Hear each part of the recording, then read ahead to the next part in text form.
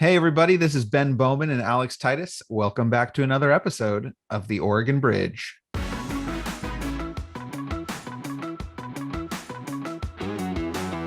There's nobody truly better in a job like that than in somebody who was a judge for 20 years and then steps into a role like that. It was a pinnacle moment for just changing how we communicate. And at the time, it wasn't even seen as like reaching out to younger people. It was just like, oh, there's this shift happening. Just thinking about it like through that lens of like, how can I reach people really, really quickly with a quick statement? You will be in a crisis. I mean, there is no doubt about it. These reporters that are left are really the last men and women standing, and we have to support them and figure out a way to make their lives easier.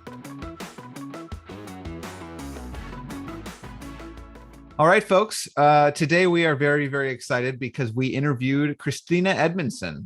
If you are a reader of our weekly newsletter, you are familiar with Kristina at this point. But if you're a political observer more generally, you've almost certainly read a statement from Kristina in some reporting.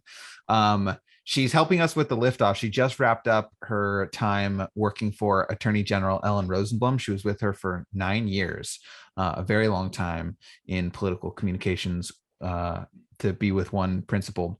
And so now she's transitioning into another phase. And part of that includes working with Oregon 360 Media on our newsletter.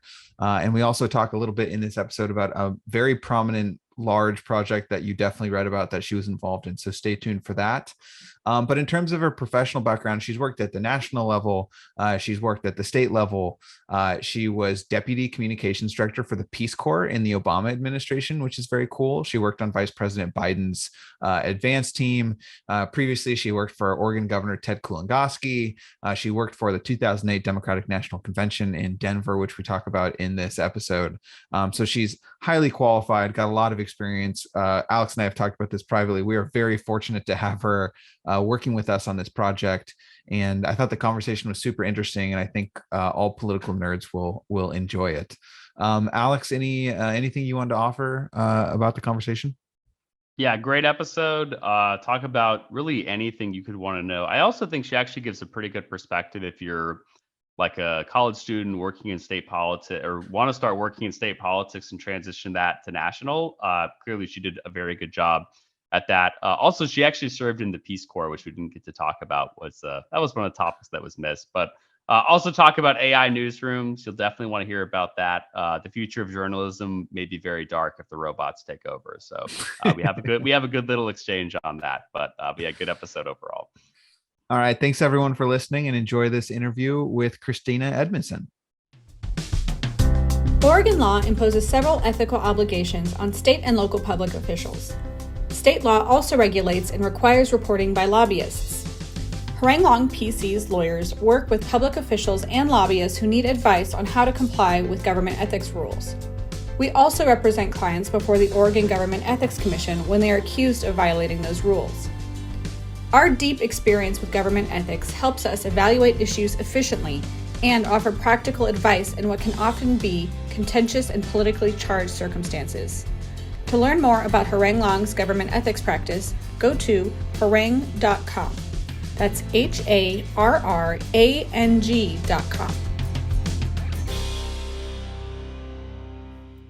All right. Kristina Edmunson, welcome to the podcast. Hi, guys. It's great to see you.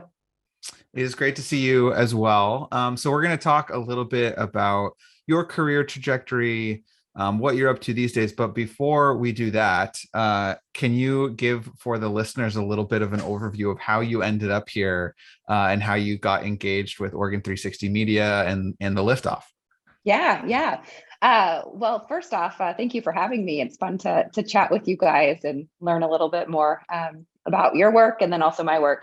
So earlier this year in January, I realized, oh my gosh, how is Ben doing the liftoff every single week? And obviously I knew Alex was involved and I didn't know really either of you very well, but thought, I don't know how he's doing this with session and a big session and a long session at that.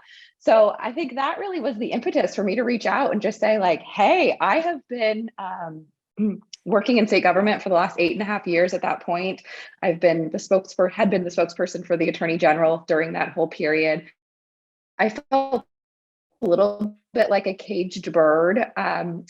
While I was the spokeswoman for the DOJ, you're very, just have to be really structured and strict and regimented in what you can kind of post and talk about. And there's a lot of privilege that comes with that, both legal privilege, but then just also privilege of having that information and being a spokeswoman like that.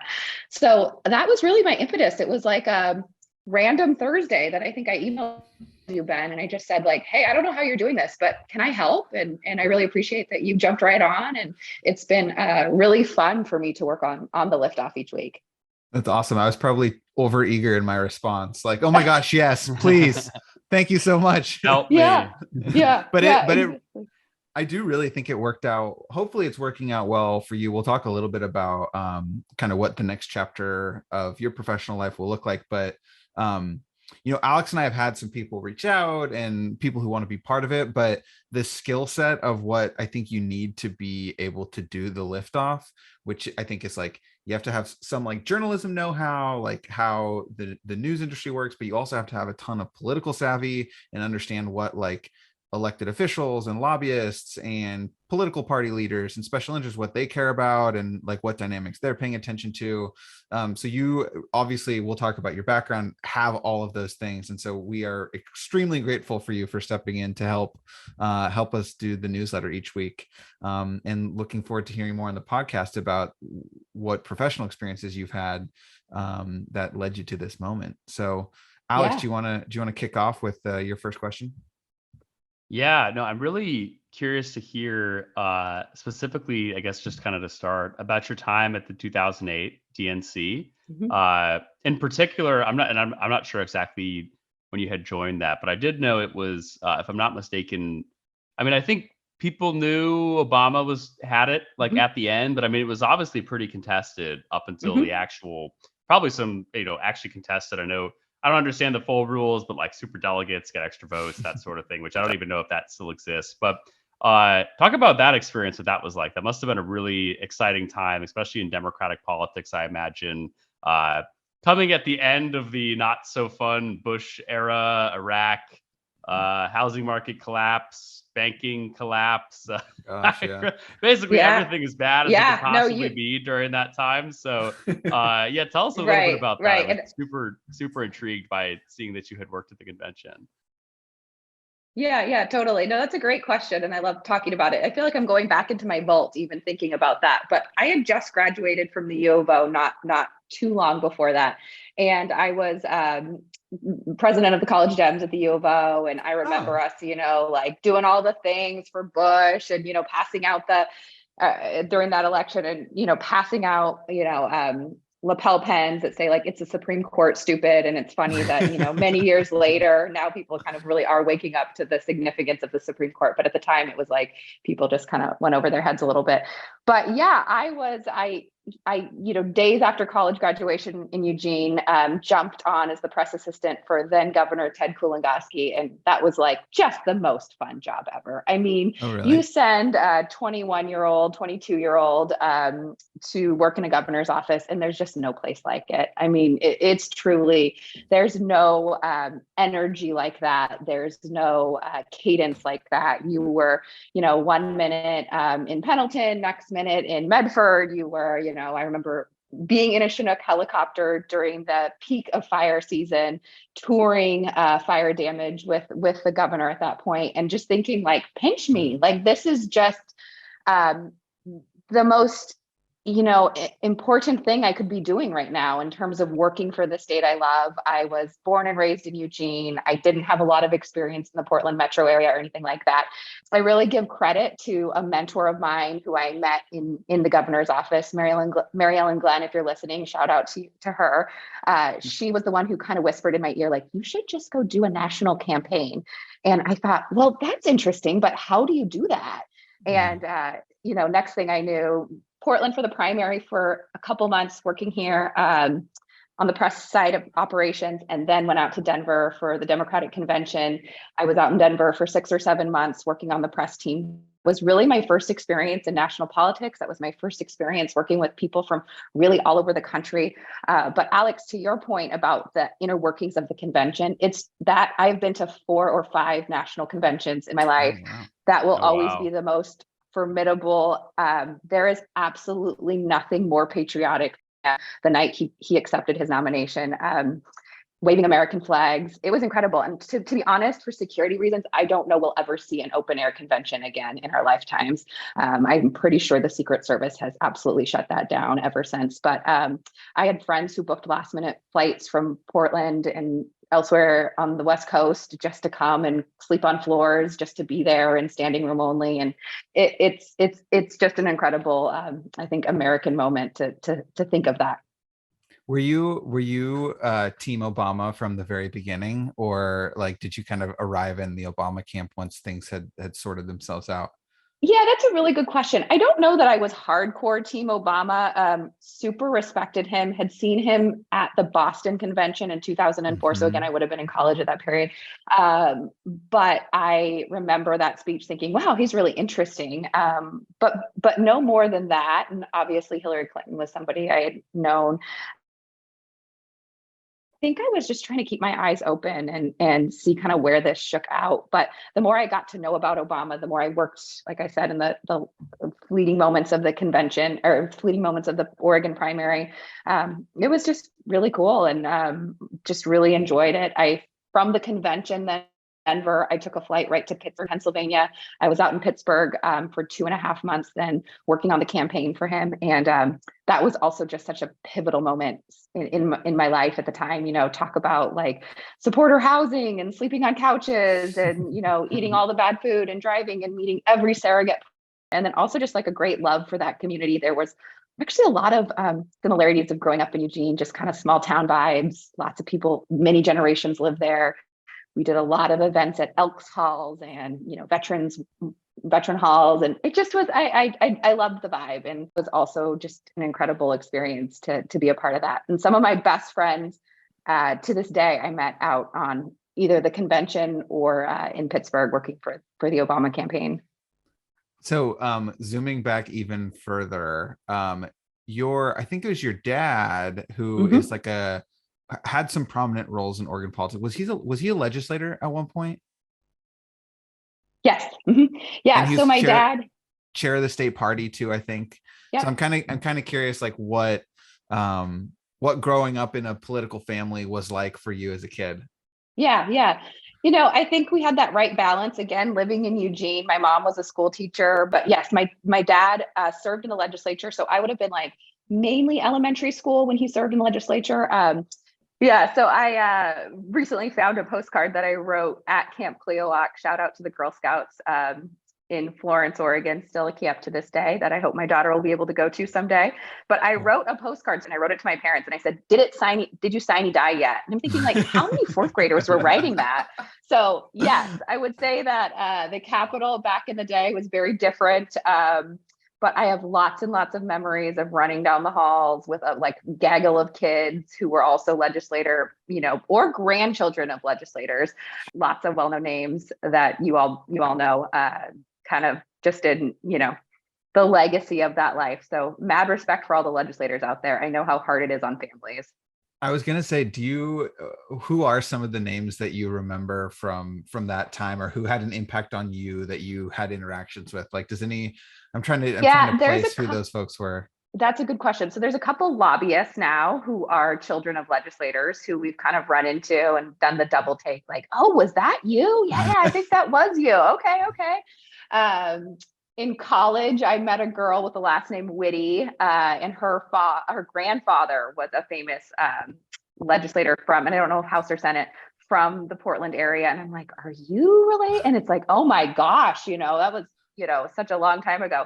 So yeah, it's funny how that world kind of comes. Also just know the stress it was, my mom had to hold things down. Totally.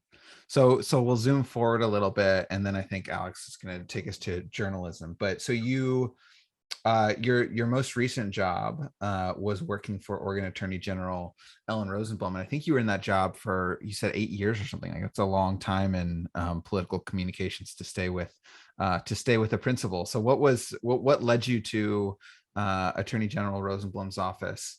When you started? Yeah.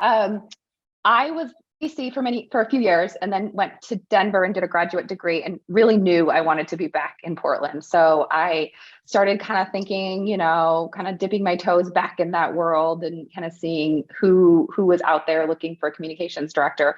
Ellen at the time was maybe 2 years into her first term.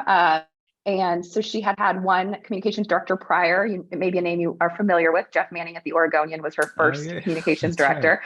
Right. And Jeff is such a great guy. And I think it was just hard for him to, take off that investigative journalist hat and then all of a sudden be we're not in a position to comment type of a person. And so right.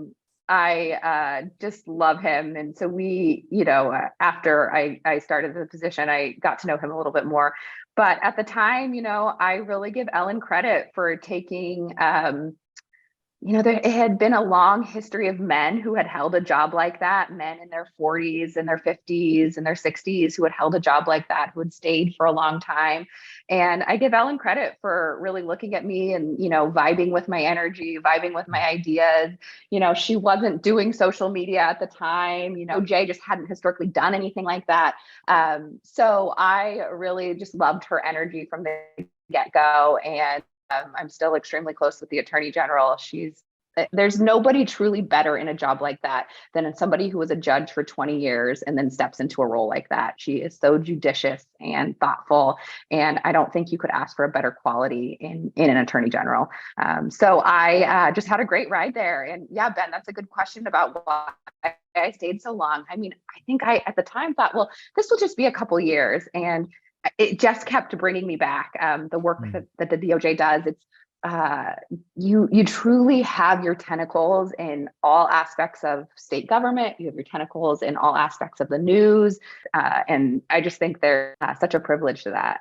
Yeah. So one thing I think, which is really interesting about your career, specifically in comms, having started in, specifically started in 2008 and then kind of be where we are today, right? Is that, not when you were first getting started, I would say a few years before that was kind of like the blogosphere, right? There was like popular blogs on the right, popular blogs on the left. Of course, a lot of those people came to be, prominent journalists at places like the Washington Post or CNN or whatever it might be. But, right, we sort of go from the online bloggers to now we have like the TikTokers, right? So I mean, it's like a dramatic change that you've seen, just in the terms both of how I would say not even just news is produced, but also how news is consumed, right? I mean, like the Washington Post, for example, now has their own TikTok guy, which I find to be like, if you take a look at the content that he produces versus the actual like stories that people are writing, it's just like, to me, it's just totally unserious. But I understand why they're doing that. They're probably trying to like connect with younger audiences and, open new markets. And of course, everybody's on TikTok now, or, I know TikTok is even actually kind of old. There's like another Lemonade. Yeah, there's like Lemonade or something right. Also produced by the same company that owns TikTok. But obviously, that's kind of changing fast. But I'm just curious of, right, like you've seen a lot of these, and we'll talk a little bit more kind of about local journalism, national journalism too, but specifically just in terms of how news is produced and then also consumed. How have you seen that change firsthand with your job, right? Because of course, as a communications professional, you're dealing with journalists, probably, blog creators, content producers, and things like that. What does that, like, I would say pretty quickly evolution kind of look like from your perspective in like a practical sense? Yeah, no, that's a great question. I remember in the 2008 convention, there was a very long conversation about the definition of a blogger and who gets credentials to cover that. And at the time was talking about Twitter and really advocating for bloggers and things like that. And it was a pinnacle moment for just changing how we communicate. And at the time, it wasn't even seen as like reaching out to younger people. It was just like, oh, there's this shift happening. And how do we ride that? And how do we vet these people? And how do we make sure they're legitimate or not? So no, I think think that's right. And saying, well, I don't know, everybody, this person was saying, everybody's off Twitter now. With Elon being in charge, like, there's no value to Twitter. And I'm like, look, I got news for you. Like, if you are a one-person comms shop for the state attorney general working on national issues, and you need to get something out quickly, getting an 8-paragraph press release vetted through a bunch of lawyers is going to kill your day. Getting 140 characters out really quickly on Twitter is the easiest and best way I can do this. And sure enough, we're a small community in Oregon. The media is, elected officials, that's where people, journalists and things like that are still on that platform. And, I guess we'll see where the future takes us. But there is value in, just thinking about it, through that lens of how can I reach people really, really quickly with a quick statement, a month ago when medication abortion was on the line. And it's how do we get the word out really quickly when there's been a decision on the medication abortion stuff? That's an example of just, being able to use Twitter as a way to reach people. So yeah, it's an interesting, we'll kind of see where things go. I mean, the flip side of that is to do social office well, you really have to have a team. I mean, you have to have content creators. You have to have somebody who is able to really spend the time with that. And that is hard when you're just one communications person. I have a question that's, I think, related to this. We've talked a lot about journalism in Oregon and the decline of the number of journalists reporting on state politics, and your tenure is actually seen that, right? You've got fewer and fewer full-time career journalists who are reporting on state politics. And so one potential takeaway from that is the power of the press is declining. And I think in some ways that's true, and there's strong evidence of that and consequences of that. But something topical that's happening right now, I'm not sure when, I think we're probably a week or so away from posting this episode, but Secretary of State Shemia Fagan is under pretty intense scrutiny right now because of political reporting done by Willamette Week and then subsequent reporting done by the Oregonian and a couple others. And so I guess I'm curious, how do you as a political communications professional evaluate the power of the Oregon political press right now?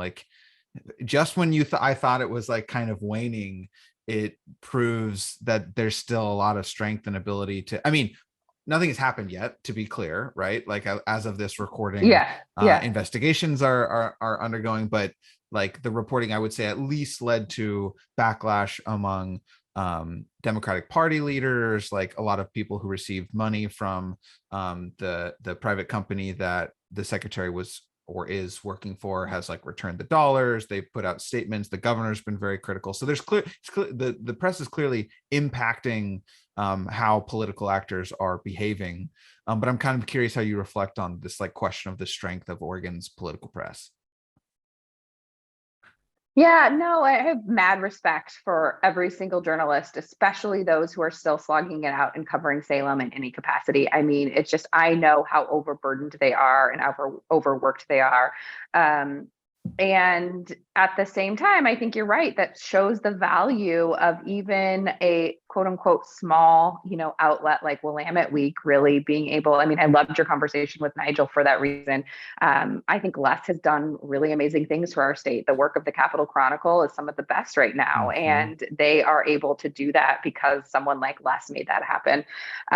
But with that said, I think you're even seeing Andrew Thien with the Oregonian is now over at OPB and he's producing their podcast. And you're seeing, kind of some of those new technologies, and not technologies, that's a silly phrase, but, some of those newer ways of reaching more people. A friend of mine, not in political circles at all, was like, oh yeah, I listened to the OPB podcast. And I'm thinking you listen to the OPB podcast? I mean, that's so cool. So But, podcasts are a way that she loves to stay connected to the local community. And so I think there's, really innovative ways that people are trying to get around this. I think the work of Oregon 360 actually speaks to meeting that needs, right? Of, especially the work of the liftoff every Monday morning. It's like, here's all the things you missed last week that you maybe didn't even know that you missed. And people don't have time. I mean, I think if I could advise newsrooms on one thing, it would be, why is nobody doing just like 99 cents to read an article? I think people get so overwhelmed by like, I need a subscription to this. I need a subscription to that. I need, I pay for 10 subscriptions to, watch the TV shows I want. And then you're asking me to pay a subscription to Oregon Live. And maybe I want to read this one story in the Statesman Journal. I mean, why I haven't understood why we haven't figured out that model of payment yet, but I digress a little bit. But, I think we will be in a crisis. I mean, there is no doubt about it. These reporters that are left are really the last men and women standing, and we have to support them and figure out a way to make their lives easier. And I always saw that as my role at the AG's office. AG Rosenblum was a huge supporter and continues to be a huge supporter of public records. And I really, valued her hindsight on that and her thoughts. And she asked a lot of state agencies and ordered them to release records that they maybe didn't always want to release. And it was, always with a lot of careful thought. But at the end of the day, whatever we can do to make their lives easier, I thought was money well spent. I've got one like follow-up to that question, and then I'll hand to Alex. So the inverse question, and one I've been thinking about recently, is I'm curious like how you would describe your philosophy as a political communications person. And the reason I ask that is because I think bad political comms people are really, really bad. Like people who are so focused on talking points that they blatantly won't answer a question. They won't engage in nuance. Like everything is there's this obsession with being constantly on message that I think it like reinforces the sense that like politicians can't be trusted and like blah, blah, blah, blah, blah. Like, and I frankly think that's more common now than it was 10 years ago, probably. Like this obsession with like staying on message, keeping on your talking points. Someone asks you a question, you sort of revert back to what you like. What's in the trainings they say like, don't answer the question you're asked, answer the question that you wish you were asked, right? Or whatever. Like that seems to be like the prevailing conventional wisdom in politics right now. And I think it. I guess I doubt that. I think that's poorly received by journalists, people who don't engage in good faith with like the questions they're trying to ask. So I'm kind of curious how you approach that dynamic. You want reporters to be writing about what you want reporters to be writing about, but you also have to concede like their own interests and the interests of their readers and try to be responsive to what they're asking. So talk to us about how you would navigate that dynamic. Yeah, no, that's a really good question. And one I think that I still am when I work with a reporter in any capacity, trying to really craft and hone in. And I didn't always do it right. I don't always do it right. But at the end of the day, especially in a place like Oregon, I think compassion and honesty always will win the day. And it's like, sometimes you just have to say, I am so sorry. I'm not going to be able to answer or get the information that you want. You are welcome to check back in with me. I will be as open as I can. Or the flip side of that is also being able to say, I think instead of just papering us with public records, could we talk about maybe what I think you want in a way that I could fight for, let you get. And then also just kind of, especially with the press corps in Oregon, I think I just tried to develop relationships with them. I would try to be really responsive, really quick when I could. And the easy wins and the things that did not take me a lot of time that I could do quickly for folks, I think always bought goodwill. If that was like, I'm going to really respond to your email within like 15 minutes because I just know the answer to this, or I'm going to make the phone call to get the document that you want or send you down, this way or that way. And I always loved it too, when reporters would call me and just say like, okay, we're anticipating a decision on X, Y, and Z, maybe a state decision, a federal decision, judicial, whatever. And I'm just wondering what you guys are thinking you'll put out. And it would be like, hey, can we just talk on like background right now? Okay, here's what I think we're going to do. We're either going to get a press release out in an hour, or in the case of the attorney general, she's going to want to read the decision. She's going to want to read the brief. She's going to want to read the filing. I doubt we'll get a press release out really quickly, but, again, like look on Twitter, see if we can, maybe get you something quickly. And just that honesty, I felt like went along, a long way. And I think there was a lot of respect for our office that I just really tried to, that was, not just me, it was the work of the team. And I really tried to do that. I think people also really respected, to your point, Ben, that it was just one person. We didn't have someone specifically doing social media. We didn't have a speechwriter. We didn't have somebody taking photos at events. Like, it was just me. And I think people really respected that too. Makes sense. Alex? Yeah, and actually, well, Ben kind of stole my question a little bit, but in a different way. But I did want to also ask about, and I was a comms guy for quite a while too. It's just kind of the, I can't really think of a better word for it, but I do think this is right. But just the dumbing down of communication in general. Like, I think, especially in politics, like I don't really think this is happening in business, but especially in politics, like things just seem a little bit out of control, right? Like, I feel like, probably when you were doing the DNC, let's say, most of your press releases are probably very professional, probably very proper and things like that. But if you go and look at some of the actual like official government Twitters of like committees that are, now controlled by Republicans, used to be controlled by Democrats, some of the messages they're putting out on, say like official government accounts are, I think quite wild, might even be a little bit of an under exaggeration, right? Whether it's like, this side's a bunch of fascists or like this is a bunch of radical leftists. And I'm like, oh, this is a like government Twitter account kind of tweeting this stuff. And I feel like both sides of the aisle, this is just, it's kind of like standard practice now, right? To like, Ben introduces a bill that I really don't like. And I say, Ben's HB number 1 is going to, end America, basically, right? Which if you think about it is, it's like really dumbed down communications in a way. There's no nuance. And I feel like it, in a way, has kind of like, I guess, turned people off to things that like what you actually want to think are serious, right? Like if I'm saying that everything's the end of the world, every bill Ben introduces is going to end the country. It's kind of like the cry wolf scenario in some ways, right? Of like, but I'm actually trying to enhance, or I actually think something is bad for the country, right? It just kind of gets lost in the noise. Have you seen, like, I'm curious if you agree with that or disagree. Like, do you think that the language has just kind of gotten like dumbed down, over exaggerated over time? I think it's largely due to social media too. I don't think it's like I don't think our comms professionals have gotten more dumb. I think they're just like following incentive structure basically, which is like get a lot of clicks on Twitter, get a lot of traction. If you're doing political campaigns, of course, that can lead to more small dollars. But curious of your take on the premise, if that's what you've seen, agree, disagree. Yeah, no, that's a really good question. I think that definitely happens really at the national level a lot. At the state level, yeah, I mean, you're right. It's like kind of coming, I mean, Twitter is basically a headline, right? So it's like writing the catchiest headline you can that is going to make people, click on your thing or retweet you or, kind of join that outrage with you. I don't know that I felt that as much in my position, but again, that was because, we had to kind of get serious things out the door. And, we weren't always in a political campaign type environment. We were working through the courts on legal filings and things like that. So I don't know that I felt it as much all of the time, but I think there has certainly been a shift to that really quick soundbite. As I mentioned earlier in the conversation, kind of shifting, like not doing as many press releases and doing a quick tweet or, maybe doing a quick interview and then moving on from the topic.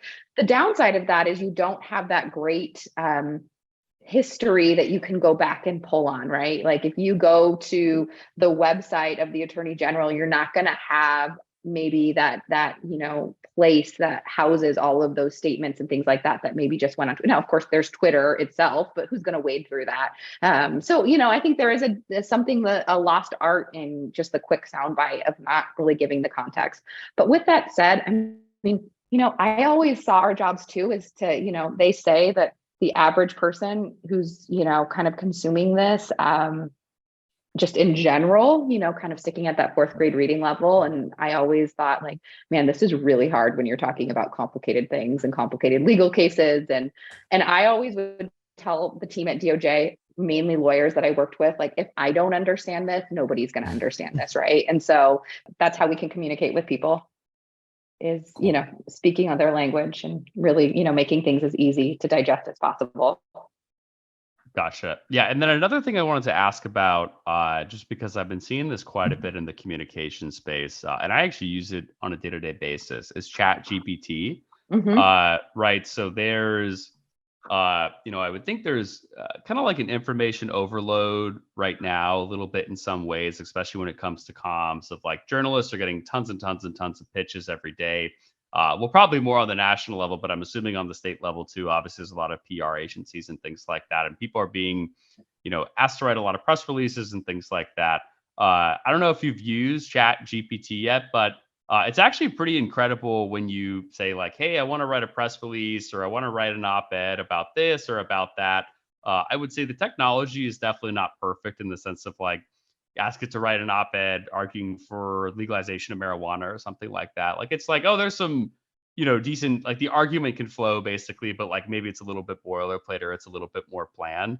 But obviously this sort of technology, I think will, get a lot better in terms of that, the robots maybe doing a lot more of the writing, let's say even like the next 2, 3, 4, 5 years, kind of than actual people are now, which will honestly just create even more of an influx of information than people have available now. Because, now this will be able to be produced.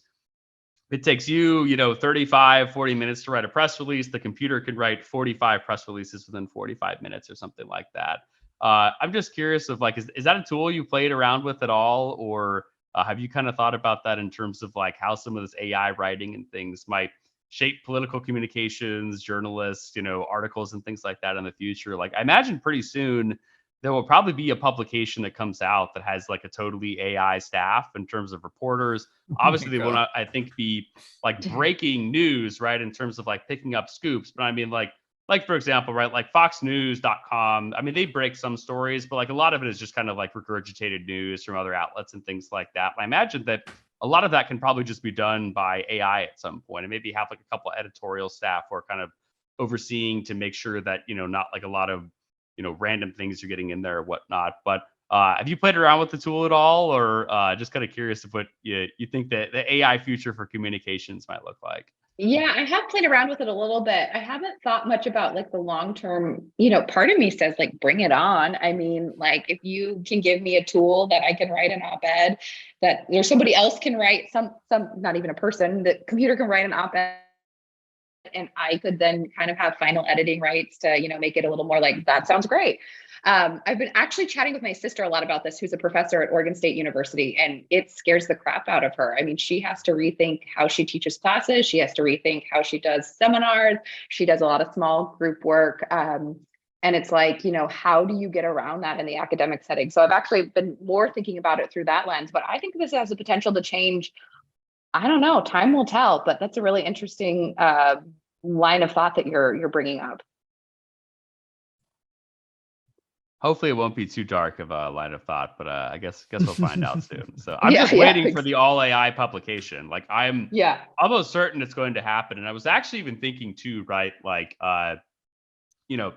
they could probably like program AI or something to like write like slightly biased stories against certain people, right? So like, let's say it's like pulling a story of Ben's, like a new bill he introduced or something, and it's like a program to be like slightly biased towards conservatives. So maybe says it's like, I don't know if like socialism or something, but maybe like, oh, it's a far out there proposal, like not a lot of popular support. It's kind of like reporting the news, but it's like purposely slanted biased. I'm like waiting for someone to come out with this. I'm kind of surprised we haven't really heard about the all AI newsroom just yet. But sounds very dystopian. Although I'm thinking, truly very dystopian. Yeah. For the next issue of the Liftoff, you should put into Chat GPT, write a summary of all Oregon politics news in the last week and see if it can save Kristina and I some time. Yeah, there you go. I love it. We'll give it a try. Yeah. Alex, did you have one more? Yeah. Oh, and then I did want to ask one question a little bit kind of off the track of that, but obviously you have a lot of experience with Oregon politics, and I actually didn't know that your dad was pretty high up, kind of working too. I'm curious of the kind of, I guess, opportunities and challenges that are created from a communications perspective, kind of in like a one. And again, Oregon, I know a lot of people on the right say it's a one-party state. I don't totally buy that. I think Republicans are able to be plenty competitive, especially on the statewide level with the correct candidates. But I think, and in terms of actual power right now, obviously, I mean, Dems basically control everything. But Dems have continued to control most of it, at least for most of the time that at least I've been alive. But curious of what working as a comms professional is like, kind of in a state, I guess, where one party matters a little bit more than the other, right? Like it's not like maybe you're in somewhere super competitive like Florida, or I know you said that you worked in Pennsylvania before, right? Where some of these elections are razor thin on the margins. Both parties are very organized. Like in some ways, you do kind of have to, hone your message to like Democratic influencers and things like that. What's it kind of like doing comms, I guess, from that perspective, where like you really want to make sure you check the boxes with maybe like certain groups and kind of certain constituencies and things like that? Yeah, I really valued, I think the value I often brought was my perspective of being born and raised in Lane County and having lots and lots of generations of my family also born and raised in Lane County. You are right that I think there is more of a conservative undertone than people really give the state credit for. And some of my best friends from college all live in Jackson County. I've got 3 or 4 sets of good friends who live down there and are raising families. And, I always really valued having, I do currently live in Portland, but like thinking through the lens of the rest of the state and traveling was always one of my favorite parts of working for the AG, but also just really thinking through the lens of like, what are people talking about that, I can kind of get in my little box of thinking what's important. Ben mentioned what's going on with Secretary of State Fagan. It's like, are people paying attention to that? Are they not paying attention to that? Kind of really putting on my other hat of like thinking, well, what's happening in Lane County? And, yes, my dad was a liberal Democrat from Lane County. Val Hoyle went on to take his House seat many years later and all that. Like, but at the same time, like, it wasn't all that liberal, I mean, I grew up with guns in my household and hunting and, we had, a lot of, I went to a more rural high school, not that rural, but, it wasn't a big urban high school. We had 4-H club and we had shop clubs and we had, a lot of technical programs and things like that. And I just think of that lens that a lot in politics in Oregon sometimes, because we're so focused on the metro area, or we're so focused on like, what we unquote, side is doing, a whole part of the state out there that really wants to be heard. And I think we saw that with the congressional races this year too. I mean, we did change hands on some of the congressional seats. So, there's a lot to unpack there, even in a state like Oregon. So, Kristina, I know we're almost at our time here, but I did want to sneak in one last question. You obviously we've talked a little bit about your professional career, and you are entering a new chapter of that professional career. And I understand you were part of something pretty cool that happened last week. So can you give listeners a little bit of a preview of what's to come in your professional life, and what some of the recent news was that you got to play a role in? Yeah, definitely. So after 9 years working in the state AG's office, I've officially gone out on my own as a communications consultant, in mainly working in Oregon, although certainly would be open to other projects that have kind of a national touch point. I most recently was really closely involved with Phil Knight's announcement that he was investing $400 million into the new 1803 fund in Portland for Portland's Black community, the Albina project specifically that he's investing in.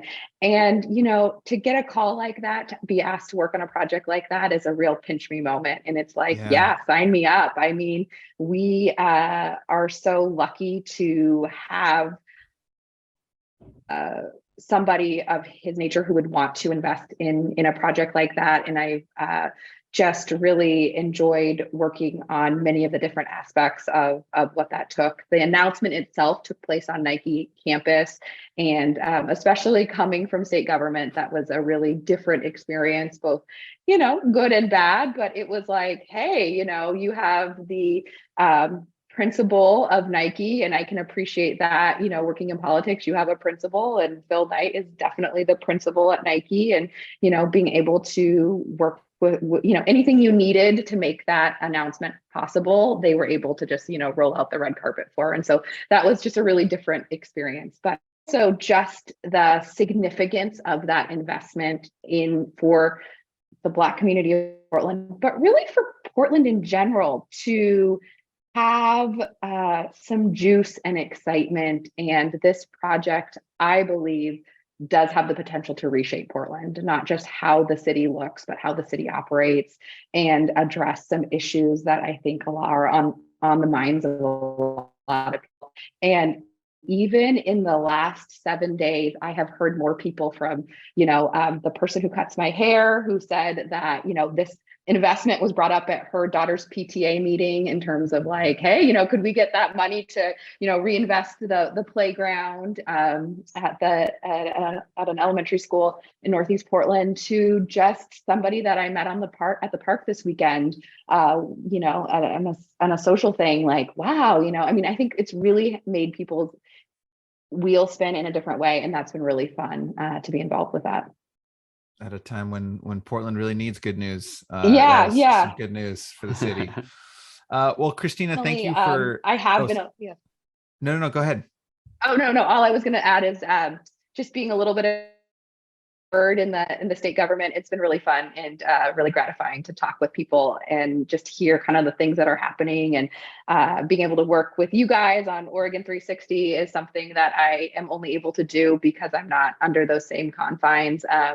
And I've really enjoyed just dipping my toes into lots of new projects. Awesome. Well, Kristina, thank you for making time to come on the podcast, and a huge thank you for all the work you do making the liftoff happen. If folks want to work with you or get in touch with you, what's the best way for them to get in touch? Kristina Edmunson at gmail.com. And I look forward to working with you two each week. We put together the liftoff, and it's always fun to see that pop up in my inbox each Monday morning. It's a good way to start our weeks. That's right. All right. Thanks everyone for listening, and we'll see you back here next week.